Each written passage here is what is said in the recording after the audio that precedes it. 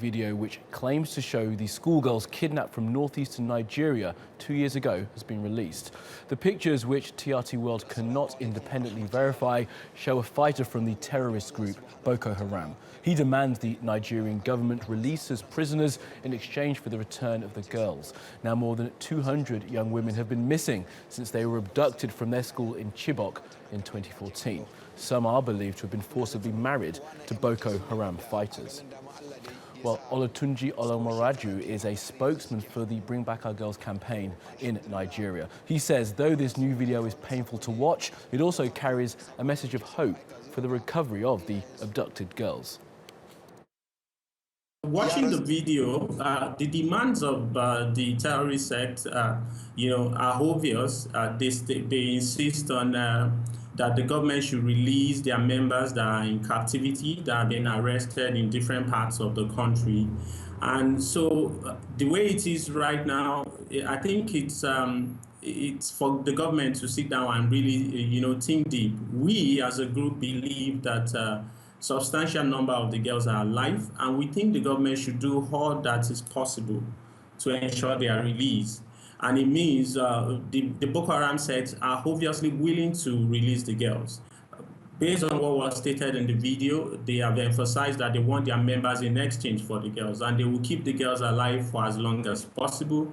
And, there's been a lot of daring. They've dared the government, they've dared the Nigerian military, but it's not important to us. What is most important is the approach that the government will deploy right now. I think it's expected. Naturally, there's been a lot of fatigue are setting even on the media side. The media are practically, fatigued about the seeming lack of activity, the seeming lack of progress in the rescue operation. And, we've always reminded the entire world, every other country that has pledged assistance to the Nigerian government, that they should do everything possible and they should keep the issue on the front burner. Some countries have supported the Nigerian government. At some point, there was an arms embargo on the Nigerian government under the last administration. I don't think that's in place now. I think the Nigerian military has been resourced and capacitated over time. And they've actually rolled back the Boko Haram substantially. But like the president said when he was inaugurated, he said, the new president, he said there will not be victory if the girls are not rescued. And we are holding him to his word that this counterinsurgency war would not have ended without the rescue of the Chibok girls. So we are still expectant, we are full of hope. And this video has rekindled hope, even though it's very heartbreaking when you see them. Some images were shown of some of the girls who died during the area bombardment by the military.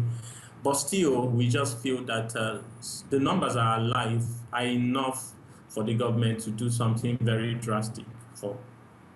Well, for more on this, let's talk to TRT World's Fidelis Mbai, joining us now live on Let's. Fidelis, thank you as always for coming in. So, a ray of hope, perhaps, that these girls are still safe and they may well be coming back. But let's talk about the leadership of Boko Haram. What's this telling us about the potential fracture within the leadership structure of Boko Haram at this point?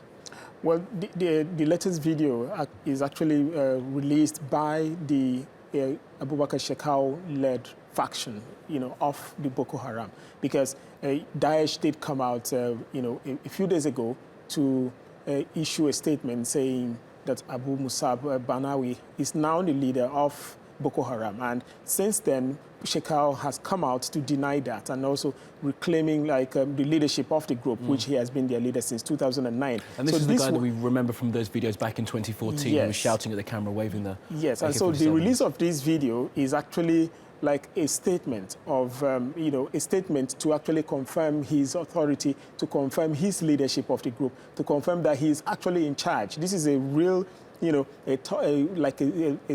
statement to actually assert himself more, because before now he wasn't releasing statements until Daesh released the statement confirming the leadership of Abu Musab. But right now, just in the last week, he has released a video saying that he's still the leader. And now with the release of this video about these schoolgirls, it's a further statement to say, I'm still in control, and that whatever Daesh statement is talking about is more like just in the background. But then it's going to open up like a leadership tussle, because both camps will want to assert themselves. The Abu Musab group will want to also lay claim to the fact that they are actually the ones who are being recognized by their so to speak, main body now, which is Daesh, and then he will want to take charge of the territory where the Boko Haram holds were in Nigeria, Chad, Cameroon, and Niger. Now, before we talk about the fight against the group and the trying to returning of these girls, it's worth just unpacking what's happened there. So, Boko Haram have declared allegiance for Daesh as part of the Internationale, and now there seems to be some kind of power struggle between the people that Daesh want leading the group within the area. Yes, because Boko Haram pledged allegiance in 2015 to Daesh, and so far, the former leader, so to speak, that's Abubakar Shekau, whose group actually released this video, has always been in the leadership of the group since 2009, until the Daesh statement affirming Abu Musab, who is a son of the founder of Boko Haram, Muhammad Yusuf, who was killed some time ago. So right now, it is a faction. The Abu Musab group, which is loyal or recognized by Daesh, who is on one side, and the Shekau, who's been the leader of the group since 2009, is on the other side. So for the military now, the multinational military force comprising of troops from Nigeria, Cameroon, Niger, and Chad, it's more like very difficult now to be able to pin down this group, because while you're fighting one group, the other group will be on the other side also trying to attack. And both camps have even released statements and videos to say that they're going to start a new round of attacks. The Abubakar Shekau group is even saying that they're going to attack the presidential palace, which is in Abuja, while the other group is talking about attacking Christians and churches. So no one actually knows what's going to play out in the next few weeks, whether they will fight themselves or whether both groups will be launching attacks simultaneously. And just quickly as you can then, Fidelis, now with the release of this latest video, are we any closer to getting these girls back to their families? Well, the Boko Haram has always reiterated that they will not release these girls until their demands are met, because some of their commanders, their real top commanders, were captured by the Nigerian military and they're in detention.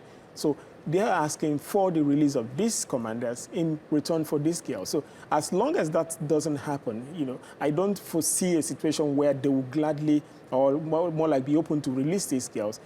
Maybe what they might just continue to do is using them as human shields, and then, we'll be experiencing more casualties. Okay, Fidelis, thank you as always. Thank you.